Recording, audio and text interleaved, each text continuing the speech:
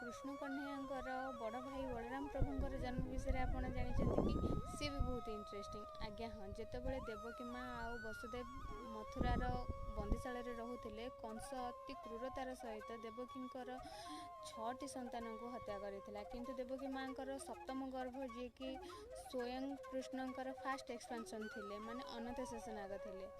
तो कृष्ण कौन करते ना जोगमाया को आदेश देते कि गोकुल रोवा वसुदेवंकर द्वितीय पत्नी माने रोहिणी माँ गर्भरे नहीं रखापी। तो कृष्ण का आदेश क्रमे जोगमाया कौन करते ना देवकी माँ गर्भरू रोहिणी माँ गर्भ को अनंत शेषनाग को ट्रांसफर करते। ये भी बहुत आश्चर्यजनक ना, से अन्य गोटे नाम हूँ संकर्षण।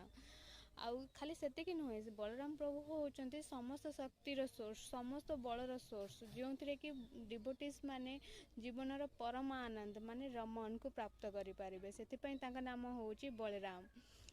खाली एतिक नुहे तो एमती है बलराम प्रभुंर जन्म होता आमर श्रावण मासर पूर्णिमा तिथि, जोटा कि आम राखी पूर्णिमा रूपे पालन कर दिन ही बलराम जयंती रूप पालन कर दिन ही बलराम प्रभुंर जन्मदिन। तो राखी पूर्णिमा को पालन करंतु, बलराम प्रभुंर जन्म दिवस को पालन करंतु। हरे कृष्णा, हरि बोल।